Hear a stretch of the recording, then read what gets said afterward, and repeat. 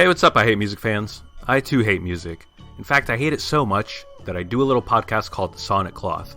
The concept is pretty simple. It's just myself and sometimes a musical guest spending each episode taking the listener down a different rabbit hole of deep music. My goal with the podcast is basically to be as musically wide-ranging as possible. So I've got episodes on US black metal, ecstatic music, 90s electronica, and explorations into record labels that I love like The Flenser, The Numera Group, and I Void Hanger. So if you're into deep listening and don't mind a bit of a longer format, subscribe to the Sonic Cloth podcast and thrust yourself down the rabbit hole.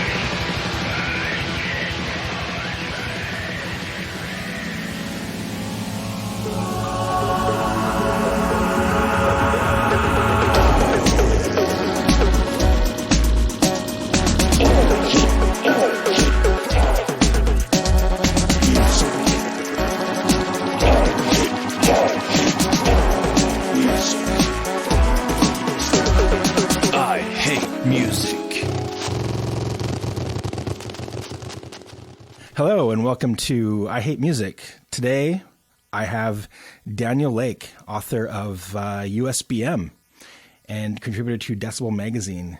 Daniel, how are you? Feeling great. Good. Good to talk to you. Yeah, good to talk to you. Good to see you. So for those who aren't familiar, can you give us just a little brief rundown of who you are and what you do? I know that obviously the center of attention towards you lately has been the Usbm book. Can you expand a little bit on that and your involvement with Decibel? Sure. So in about the end of 2011 into 2012 was when I first got in touch with Albert Mudrian at Decibel Magazine. And he checked out some writing I had been doing up to that point and said, "Yeah, let's get you in here and do a review or two," kind of a thing. It was nice. just to try something out. Yeah. And then I kept getting, weekly assignments monthly assignments from there, and so I had been writing for Decibel for 6 or 7 years by the time Albert said, "Hey, you realize there's no book on US black metal. What would you think about writing that?" Wow. And it sounded like a great idea. I was all in immediately. Right. I love this stuff. I love all kinds of different music, which is probably why I like a lot of US black metal. Cause sure. I think some people who are pickier, tend not to be, super into just US black metal. They tend to be super into just something else that's not that. Yes. I can see that. Yeah. But anyway, yeah. So I started, interviewing people and just trying to compile all the stories I was getting and find some way to, structure a book around it. And I never figured that out, which is why this thing exists the way it does. Yeah. Well, that's great. That's awesome. I mean, what an opportunity for you to jump from the magazine to a book. And the book is beautiful. It's fantastic. I actually have been reading it on and off for the last few months and finally finished over the Christmas break. I read from front to back. That's the way to do it. Yeah. Yeah. I just talked to a guy last week who he got the book and he knew he was going to talk to me a little bit. So I think he read the book in 4 or 5 days. Oh, and he told me it was by the end, he was less interested and it felt like it was just a bunch of interviews and he got really tired and exhausted. I'm yeah, that makes sense. You shouldn't read it like that. Right. Yeah. Well, a lot of people I've talked to are like, oh, I skipped, over certain bands that I didn't really care for or whatever, which makes sense. But I really wanted to get a feel for the entire work. I'm kind of a completist in that way. Like I want to know what every band has to say, even though if I don't really want to know, like I want to know what's in there. And I just think it gives it like a better context overall. But yeah, I had to do it in like little spurts because I mean, I was finding the same thing. I was tempted to like go and read Ludicra first, go and read Obsequia first. But I was like, no, I'm just going to go from front to back and just see how it works that way. And I really enjoyed it. It's a really good read. There's a lot of stuff in there I didn't know. On a personal level, it was really nice to like read about Friends in like an actual book. It's just really fun, like reading about Tanner Anderson in a book. I'm like, that's fantastic. Like, I just love that. But yeah, I mean, what an accomplishment. What a great read. Is it one of those things that you may do like newer versions or like an expanded edition or anything like that down the line? I mean, if there's a call for it, yes. There's always new stories to be told. And frankly, there were things that got, cut from this version. Sure. We could definitely fill it out more. Mm-hmm. We had to cut it down. Albert was like, there's no way, like the thing you turned in is great, but there's no way it can get published. So we have to because it was way too long. This. Yeah. Well, I mean, shit, what is it? How many pages is it? It's over 500 pages. I mean, that's pretty hefty. It's thick. So obviously, Albert approached you with this idea, but I mean, why does USBM speak to you? I mean, I assume it's not like your main focus musically, but obviously it speaks to you if you wrote over 500 pages on it. Sure. And I actually thought that when I put this manuscript down finally, I thought that I'd be like tired of it, like just overwhelmed by it and not want to listen to that stuff anymore. But I've got this massive like playlist of stuff sitting around. And I go to it all the time. So like it really kind of like working on this, like actually kind of enhanced my enjoyment of it. Oh, that's cool. Yeah. So yeah, I mean, what do I get out of it? I think, I did not come to metal the same way that most other people come to metal. Mm-hmm. So like, I certainly didn't come to black metal through the standard like Norwegian stuff or even like Venom or anything like that. Okay. A bunch of like really lo-fi, like tin can sounding stuff got dropped on me by a friend. Okay. Mm-hmm. And I listened to it and hated it and thought he was probably a bad person. But yes. but over time I found things that worked for me. But what I was like hearing, I think at the time, was like Zaster and Leviathan. Okay. Mm-hmm. And other like non American bands. I think so. Can I there? I don't know if I told you this already. There was an article, like an end of year article on the allmusic.com website. Yep. Mm-hmm. Do you know this site? I do know it. Yes. At the end of 2006, there was an article. It was titled like "Beneath the Mountain" or "Under the Mountain" or something like that. Okay. And it was. Basically, it was an article by two guys who said, like, yeah, you've probably heard the new Mastodon record, great, but, like, what about all this metal in the underground scene that you haven't heard? Mm-hmm. And it listed that was actually where I found Agalloch, because Agalloch was the Ashes was the album listed there, alongside, like, Gorgoroth, mm-hmm. Blew It Out the Lord, Spectre. Okay. Anyway, some other things. So like that was kind of where I really, really latched on to some black metal stuff. Because of that article? Yeah. Yeah. Nice. Okay. Yeah, that's great. And I mean, I think that USBM really stands out in a lot of ways. I think there's some bands from the US that could never come from Europe. And I think that your book really points that out in some fantastic fashion. How do you... Were there anything when you were reading, like, were there any bands that you were like, yeah, I'm not going to care about this, and anything surprising came out that you were surprised to enjoy more than?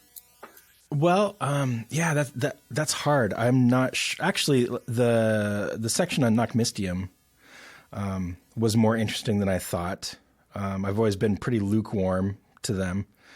I mean, that's kind of a drama shit show in itself, but it was really nice to read about it. And of course, Twilight too, like that was really cool to read about. And, yeah, aside from that, I can't really think of anything that really surprised me. Except for the fact there were some things like, I think it was, in the ludicrous section, there's some things I didn't know. And that was nice. Okay, wow. You know, it was nice to learn things about bands I've been intimately involved, you know, with for many, many years and be like, I had no idea. You know, that's really cool.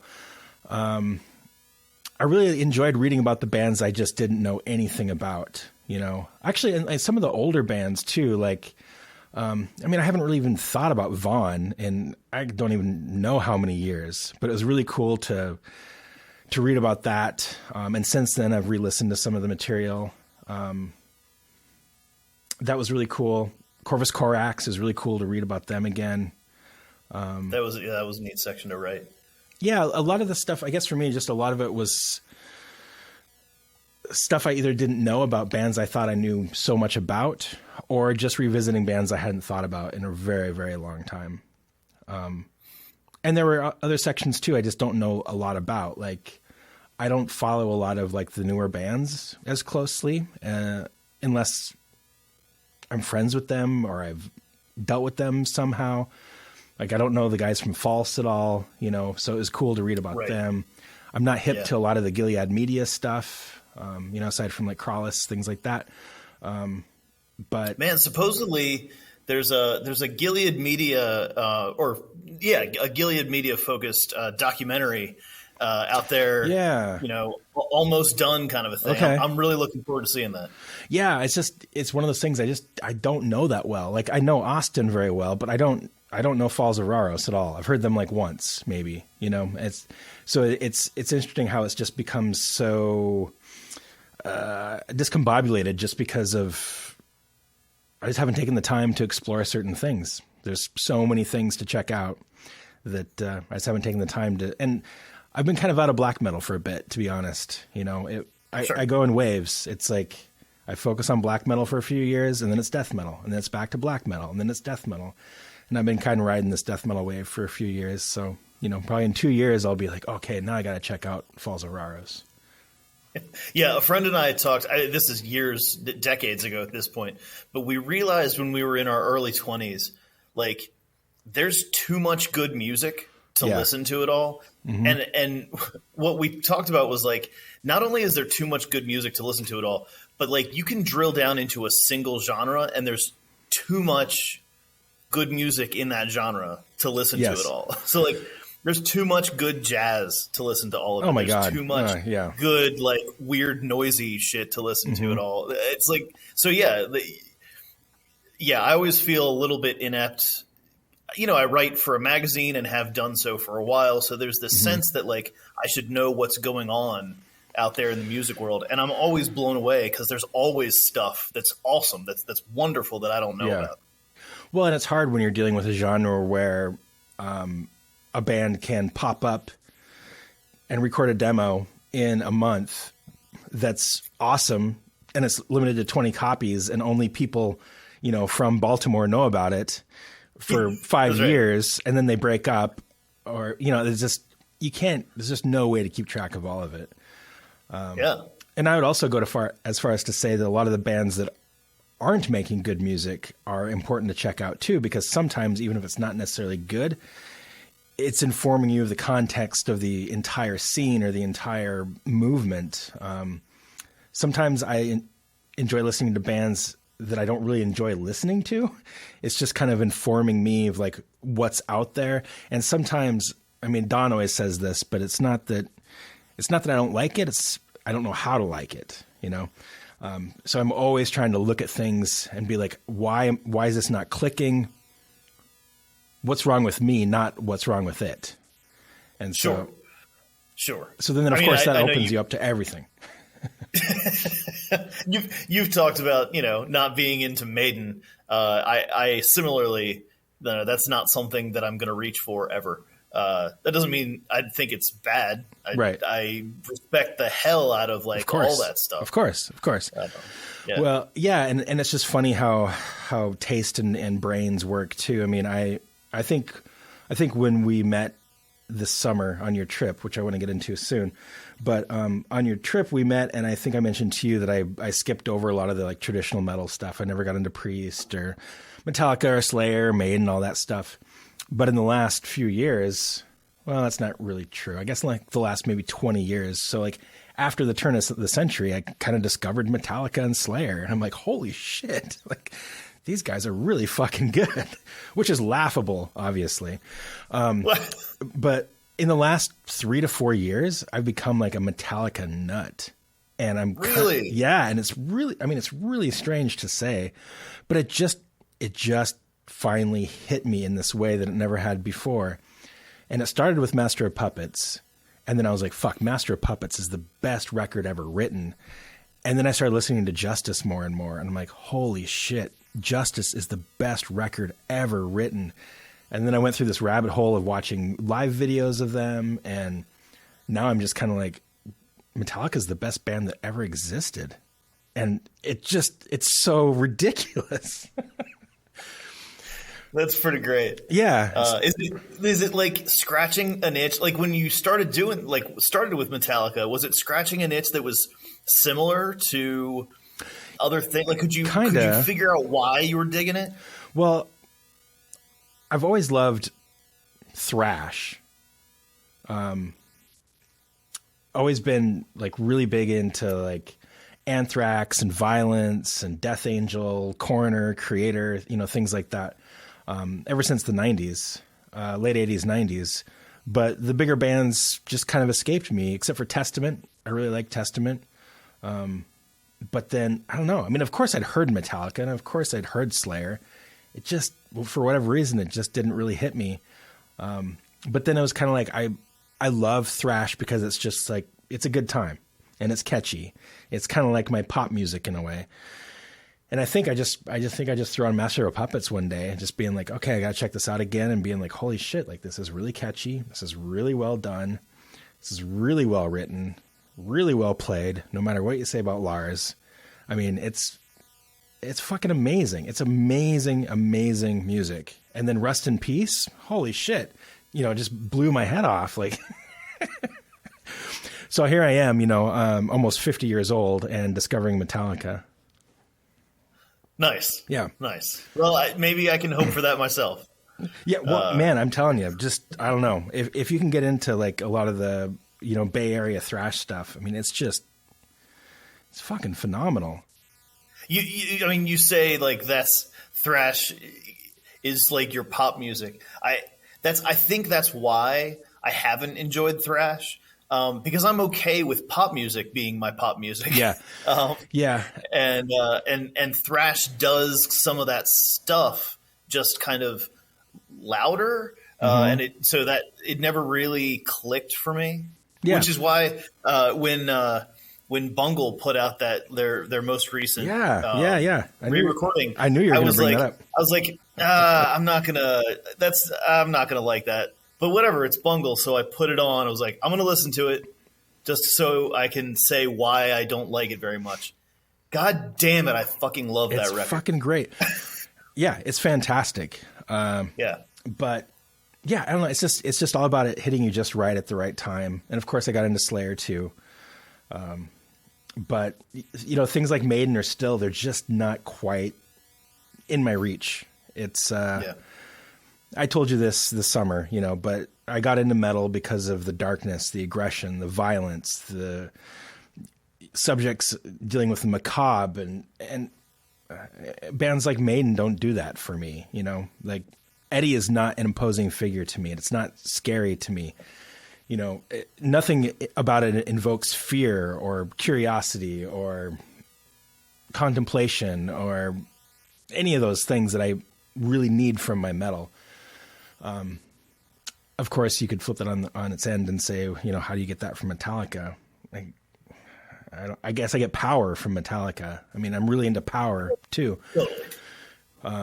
New Cannibal Corpse is the most powerful record I've heard in probably 20 years. I mean, it just drips with power. And I love power in my music. I love to feel powerful. I love it for it to like lift me up for whatever reason. Maiden doesn't do that. So, yeah. Yeah. So going back to USBM, if you were to, here's a impossible question. Awesome. If you were to sum up US black metal in one band, who would that band be? Like for somebody that's never heard black metal. I mean, if you had to do it with one band. This is a very personal choice, but I'd probably go Leviathan. Okay. I think that makes sense to me. It's this great combo of being like lo-fi, but there's a weird like progginess in the way the stuff is written and performed. Scar-sided, even though and even the older records like they kind of sound shitty, but if you really spend time listening, like they're not shitty, right? Yeah, and it's this terrible like anger, but like focused inward, like kind of shredding itself. Do you think? Yeah, I think it's. Yeah, go ahead. Do you think that? Do you adhere to the old school philosophy that black metal has to be satanic? I like that philosophy. It connects to me. I love it. I love the aesthetic. But no, like I think there's really cool music, and I think this is also an American thing. I think in the U.S., a lot of people just don't really connect to the satanic thing. Yeah. At least when they make their own music, it doesn't mean much to them in their own art. Right. So yeah, there are a lot of American bands that play. I would say that like Whoa, Chris Gregg. I think that stuff is like quintessentially black metal, especially the most recent full length that he did is very black metal, but it's not satanic. Right. Do you think that black metal can extend beyond the classic black metal sound and be any type of music as long as it is dealing with subjects of Satan? That's the argument I've seen posed by people like God, no, who was that? I can't remember. God, I want to say Alan from Primordial. I could be wrong, but I've heard people say it's not about the music. It's about the subject matter. So sure. I mean, is Ghost black metal? I would say no. No, it's not. I would say definitively, fuck no, it's not. Right. So I mean, I think that's my way of kind of batting that down. Right. I would agree with you. But I do find it interesting when these bands from the 80s and 90s are so staunchly like, no, black metal is about. It has to be this and it has to be this. And I find that dichotomy between them trying to break free of all these things, but also putting on all these self-imposed rules it's very, very strange to me. Well, so look, I've been, I've done like conversations with people about the book and they've gotten, I don't think anything has been actually combative, but there have been like people with very strong views about how this book called USBM maybe deserves a different title because it doesn't fit the description of what like black metal is that they feel strongly about. So some bands are included that would not be included under the black metal umbrella in their eyes. It has occurred to me that like maybe what I like did with this book, maybe what I wanted to do with this book, was not just certainly not define this is U.S. black metal, right, and things I didn't cover aren't, and all the things that are here are. Yeah, I was more interested in like where has black metal gone in the United States? This black metal sound? What has it given rise to? What has it touched? Yeah. And if it's seen through that lens, I think everything in the book absolutely fits. Of course. And I wouldn't argue that anything in here does not fit. I think it's indicative of how varied and powerful U.S. black metal is. I mean, even the casual person that didn't know any of these bands, just flipping through the photos and stuff, you'd see a huge variety of people everywhere from, Vaughn to Deaf Heaven. I mean, it's huge differences there. Yeah. And I think that's like, I was just going to say is Metallica a black metal band? No, probably not. No, but have they used black metal in really interesting ways? I would say so. Yeah. And I think it's kind of a guilt by association thing too, a little bit with some of these artists like Metallica. I wouldn't necessarily call them black metal, but yeah, they use it as a foundation. There's a lot about black metal that I find contradictory, and it's very fascinating to me because of that. And that is one reason I like your book a lot too, is because it really showcases how different it can be from person to person and the viewpoints. So I'm not surprised at all that people are challenging even the title of the book, but that's what makes it so fascinating, right? It's so many different things to so many different people. Was there, in retrospect, is there anybody that you wish you would have included that wasn't? Oh, totally. Of course. Yeah. Definitely. Yeah. Definitely. Are we talking like handfuls of bands or? Yeah. I mean, so again, to like slim things down, there were a couple bands that had to hit the cutting room floor. Mm-hmm. They were they were ostensibly included, but we couldn't keep them in the text, right, with the restrictions of this, the hardcover. Sure. People, because this book came out, then people are like coming at me and turning me on to like really cool stuff that I had not been aware of. And it's like, whoa, crap. Like, yeah, you're think right. About that. Yeah. Yeah. Oh, that's funny. And I think the last real section in this book is pretty anemic. It's the Black Twilight Circle section. Okay. Yeah, I love and I Black think that Twilight. could have been way better if I had been able to snag an interview with one or more of the people in that scene, and that never happened. Yeah. Anyway, it didn't strike me as being lacking, but I know what you mean. I think Black Twilight. I mean, the whole thing could be chapters on Black Twilight. Yeah. But I thought it was a great way to end the book, because I feel like in so many ways they're kind of the future of black metal in America. Yeah. And what they're doing is so fascinating, and they're taking so many of those traditions but putting their own spin on it and leaving so many others in the dust. And I mean, bands like Volan, it's next level, Yeah. So I really like that. I know what you're saying, but I also think it was really well done, and I was glad to see it included. It's so different to me than U.S. black metal in my mind that it didn't even occur to me it would be in the book until it was. And I'm like, well, yes, duh. Like, of course it's here. But it just didn't even occur to me. There's also a pretty small, pretty like under the radar kind of black noise scene that I really wanted to include. Mm-hmm. But that it didn't really fit. And the one interview I really wanted to get, I didn't happen because the guy I wanted to talk to, he and I were sending emails back and forth a little bit, and then he passed away. Oh, and, no. Jesus. Yeah. So we were Wow. never able to connect, and that really bummed me out. Yeah. Wow. Just to talk to him would have been great. But yeah. Yeah. Okay. So conversely, are there any bands that you had to include that you kind of wish you didn't have to? And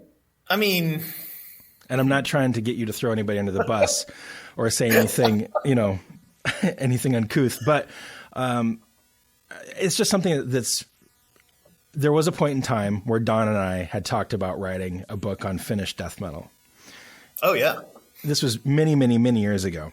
Obviously, we never did it, but we're huge Finnish death metal fans, and we thought it was around the time that Choosing Death came out, and we're like, oh, it'd be so cool to do something on the Finnish scene because there's so many bands. And so I've thought about this process before, and I'm like, it would be difficult for me to cover a band that I thought was either like really, really shitty or the people were really, really shitty. And again, I'm not asking you to condemn anyone. I'm just wondering, like, were there chapters or bands that you focused on that you just were kind of like, God, this is kind of a pain in the ass, or I wish I didn't have to deal with this?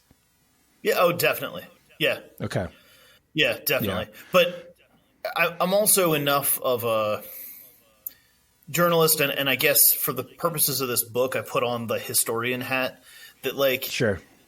I knew it was there, and I knew there was a reason to have those conversations. But yeah, like, here's what I'll say: any of those situations could have been better if the interviews had gone well. But there were a couple of interviews that, I don't know, they were just shitty interviews, or the interviews like either they went sideways or the person decided they were going to do everything like totally in black metal character, which maybe that's who they are. I don't know, but it's also kind of tiresome. Right. Yeah, I can see that for sure. What about your trip this summer? You decided to do a road trip and visit. Did you probably didn't see everybody, did you? No, in the book? But it was a blast. Yeah, so So I did it. Go ahead. I was just going to say, you did like a month or so on the road? Yeah, it was 6 weeks. And I started, so I live in Maryland, and I went to New York City first. I went through New Jersey to hang out with Mike Hill. Can you hear me? Real quick, I want to check. Sorry, we maybe can pull this out, but are you still there? Your video stopped for me. Oh, you're starting to come back. Kinda. Can you hear me? All right, I can't. If you can hear me, you are totally locked Can't up. tell if it's on my end or. I can't hear you, and your face is frozen on my screen. Okay, and so you took a road trip too this last summer, correct? Yeah, that was a blast. I spent 6 weeks making a circuit around the United States. Wow. I live in Maryland. Okay. And I drove up through. I was headed to New York City first. So I drove up through New Jersey to hang out with Mike Hill from Tombs. Okay. Yep. Had lunch with him, and then went up into the city. New York City. The people I got to hang out with in New York City were awesome. Yeah. And the city itself, like, I made some really bad choices as far as like where to stay, and like it was as a first stop, man. Yeah, that wasn't great. It was pretty shitty. It was pretty awful. Really? That's yeah. too bad. I actually planned to stay in the city for 3 nights. After one night, I left. Oh no! I had. Wow. Yeah, I had seen every person in the city that I had hoped to meet up with. Right. So that was good. but none, the accommodations were like I mean, I'm doing this on a public school teacher's salary, Right. Yeah. So like again, first stop out of the gate, I was worried about spending too much money on this trip, and so I skimped on Sure. how much money I was willing to spend, and it turns out that if you want to stay in Brooklyn, skimping is probably a poor choice. Yeah. And I was in I was stuck in a basement with like 4 beds, one of them broken, and a subterranean bathroom with no working light. Okay. Yeah. So whatever. And I also, like, the entire time thought I might be parked illegally because Right. the markings on the roads were not super clear. And so literally for like, I don't 24 plus almost 30 hours maybe. I worried that like I could get towed at any time. And oh my God. Yeah. And all my shit, like it was the beginning of the trip. Everything Right. for the entire trip was in that car. Yeah. And whatever, like it all turned out fine. But Right. yeah. Yeah. What a great scene that is, though, the New York scene. I mean, in that way, Oh my God, it's a great way to start the trip. Yeah. So where'd you go from there? So I headed to Connecticut Mm-hmm.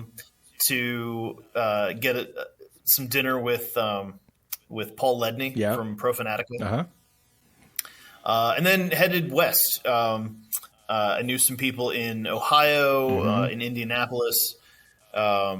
Headed up through Chicago.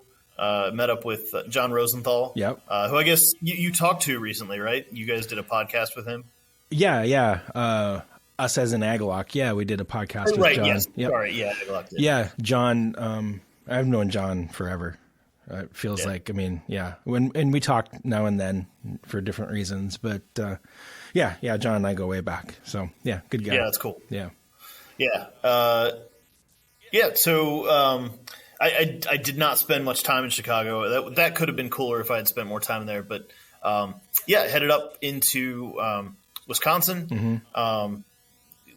Saw the home of Gilead Media, which was a great time. Yeah. Then, Minnesota, and hung out with Tanner Anderson and Austin Lunn. Yep. And then this big stretch. Yeah. Like I had like a week where I saw nobody. Yeah. It was just me on the road. It was, oh man, that was occasionally scary and incredible. Like when I was driving through North Dakota, Yeah. At night, and I worried like at any moment, like, who knows, like something could go wrong with the car. Oh, yeah. There's nobody out Nope. here. That's how I grew up, man. Living in, growing up in Montana. Yeah. It's desolate. It's very, very desolate. I made a stop in Bozeman because I felt like I had to. You have to. Yeah. Yeah. And it was cool. There was a neat place. Yeah, it's cool. Kind of out in. It felt like, to me, an Easterner, felt like it was kind of in the middle of nowhere. You got this bustling, shopping district, like main drag kind of a thing. Yep, for sure.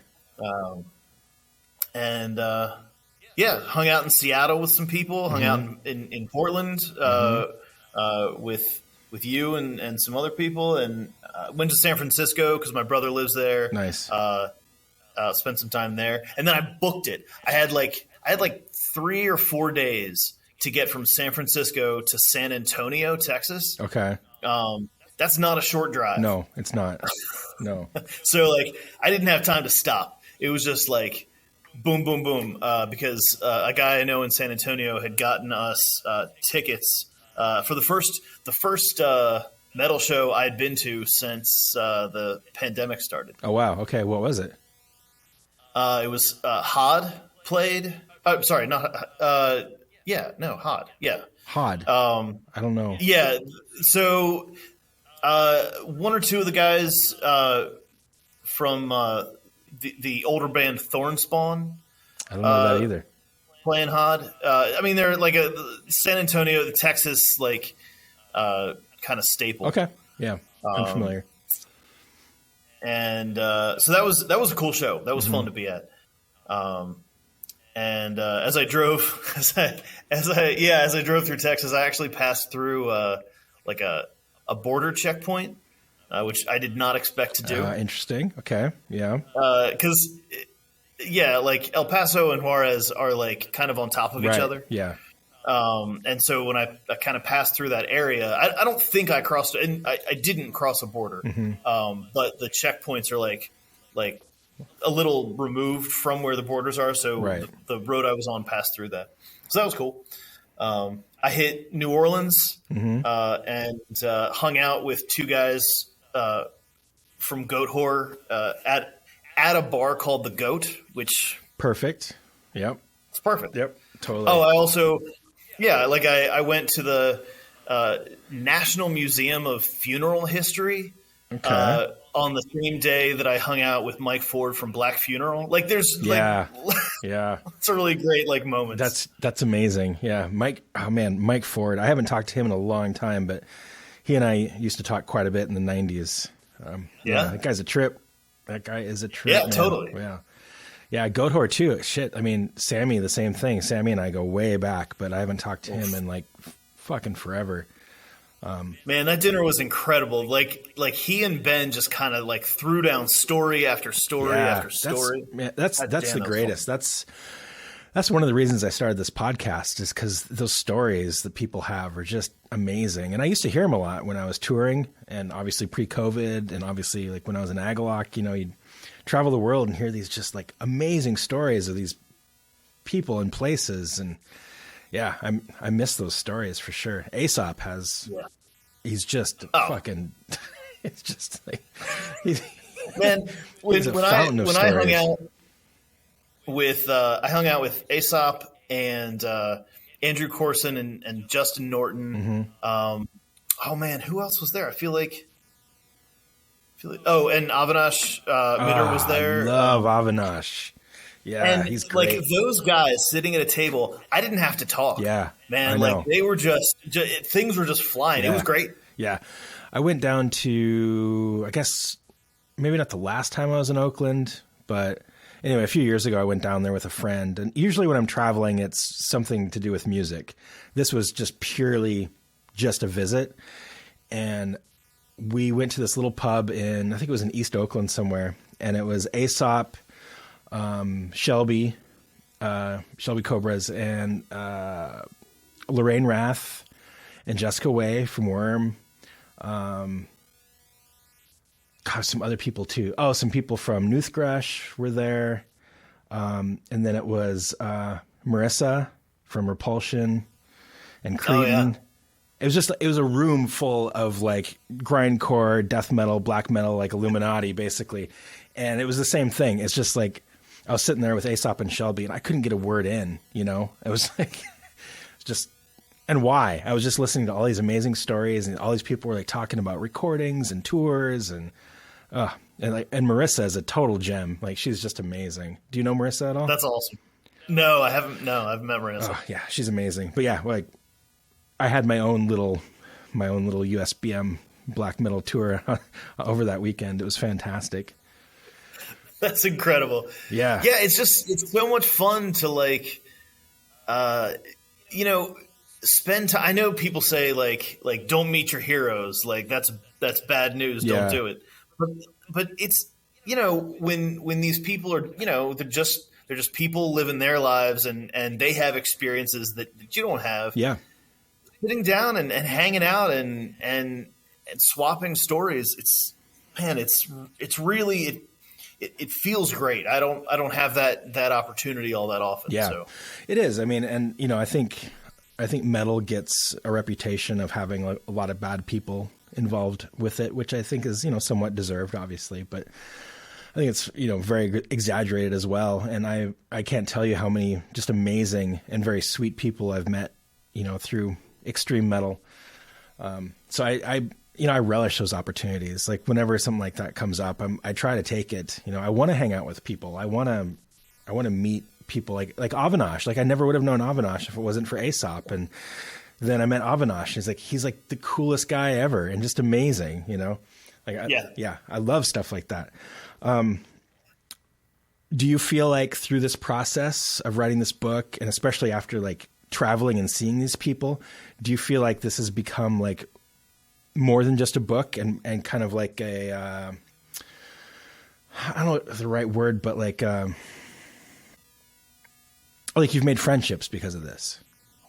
Yeah. So Sean Fraser, who also writes for Decibel, he asked me that question, like, I think like right as I was finishing the book, he said, like, do you think you've, made friends through this? And it took me off guard because I really had just been doing interviews. I didn't, I guess I expect that most people I contact for interviews are just like, yeah, man, sure, I'll do the interview kind of thing. Right. And they're probably not looking for anything more interesting than that. Sure. They've got their own lives, their own friends. But yeah, you're right. After traveling, I made friends. Yeah. And, people who we live so far apart that, we're not going to hang out that often. But when we're in the same area, like, I would love to, these are people who I would love to be around. Yeah. Yeah, that's amazing. And because of that, do you look at the book now differently than when you did? Or I guess what I'm trying to say is, like, are there things that surprised you about the book or the process of doing the book? And like, do you look at the book differently now than you did like when you started? I mean, yes, that's hard because to me, it's like, it's not that it started and I felt one way and then by the end I felt differently, because it was a process of making it. I guess I also thought that I would find I thought I would find something coalescing in the book. Yeah. Like as I did the work, as I talked to more people, I would see a scene coalesce, right, and that would be what the book became. And I never saw that. I feel like so many of these people are like, we're doing things on their own or with very small groups separate from, anything else that, it's kind of so piecemeal, which is why the structure still is just kind of like, here's a band and then here's a band, right, and then here's a band. Yeah. It's not really a timeline or anything like that. When I first got it, I kind of expected it to be more of a timeline, point A to point B to point C. And I think in the beginning, it almost kind of seems like it. And then and then pretty soon I was like, wait, like this really isn't matching up, like time wise. I'm like, no, it's purely just like a list, sort of, in a way. Well, and early on you have a few bands, like one here and one there, like trickling in. Right. But then, like late 90s, early 2000s, there's an explosion of people who are hearing stuff and wanting to like throw their hand in, like right, say their own thing. Yeah. That makes sense. I think I'm about to the point where I have to start wrapping this up, but I want to try a little experiment. Sure. If you're up for an experiment. Are you ready for this? Okay. I mean, sure. So I've got a copy of the book in front of me. All right. I'm going to open to a random page and read a quote and see if you can recognize who it's from. All right, I'm in. You ready? Let's do this. Okay. You just look at the cover and be like, that looks fucking evil. I'll order that.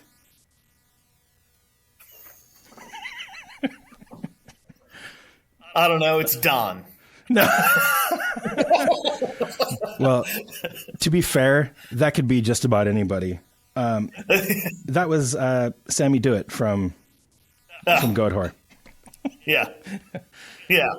Okay, another one. Here we go. All right. I can't do that because that was actually a quote of mine, and that would be really weird. That was purely by accident. Okay. I haven't thought much about the songs or albums. If I listen to them now, I just reimagine how I could have done it better. I think there would be a few decent parts and a majority of it that I would cringe if I listened to it now.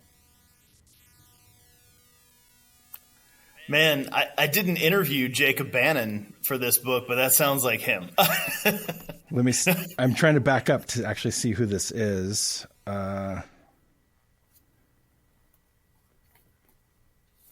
This is... Man, I don't know. Oh, Tim Leahy. Oh, okay. Yeah. Yeah. Okay. Yeah, I get that. One more.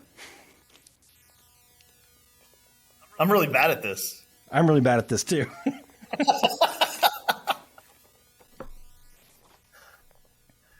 Who wrote this damn book? Not me. Okay. Now looking for a quote. Nope. That one says somebody's name. That's not going to work. Nope, that can't work. That deal fell apart after I backed out of a proposed tour with the would-be label mates Gramble Isles Key in Europe in 2006.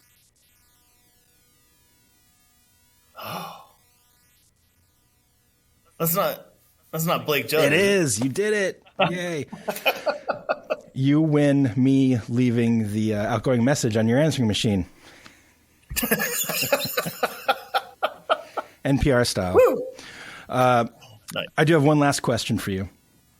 Yeah, man. Before we wrap this up. Why do you hate music? Yeah, see, I cheated. I've heard your favorite answer on this one already. Yeah. I have lots of favorites, though.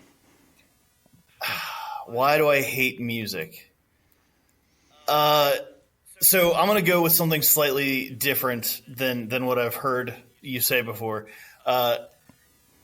I spend my time around teens. Yep.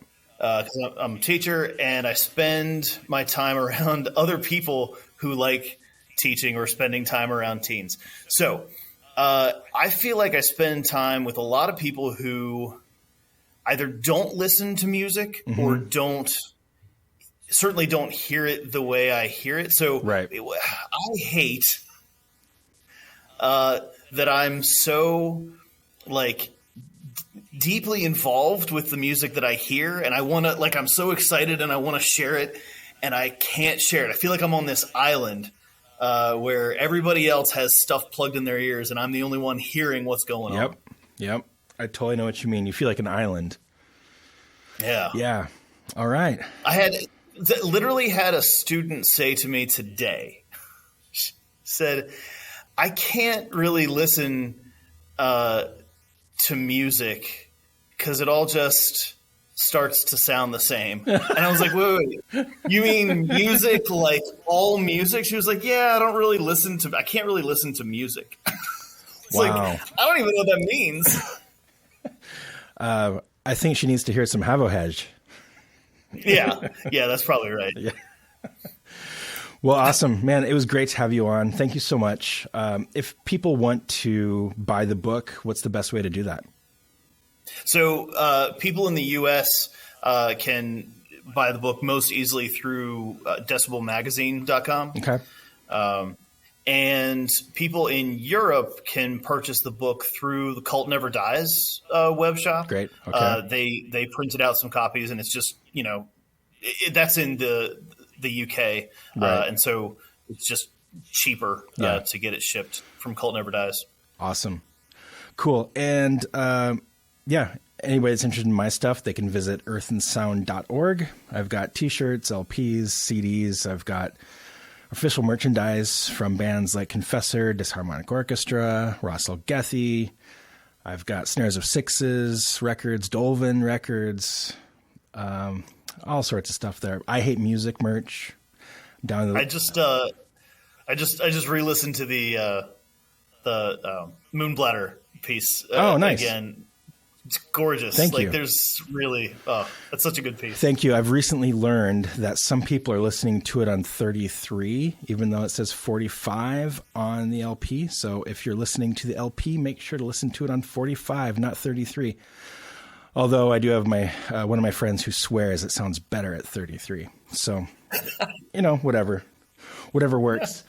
But, please buy up the rest of that I Hate Music merch. There's only like a handful of hoodies left because once that's done, I'm going to make a new design. I'm really excited about this new design. Anyway, Daniel, thanks so much. Keep in touch. And if COVID doesn't get us, I'll be at MDF in May. So, oh, awesome. I have my tickets already. Yeah. So, I mean, cool. Yeah. Hit me up. Well, yeah. Yeah. Satan willing. I'll be there. Yeah, let's hope. Yeah. Let's hope. All right. Cool, man. Thanks so much.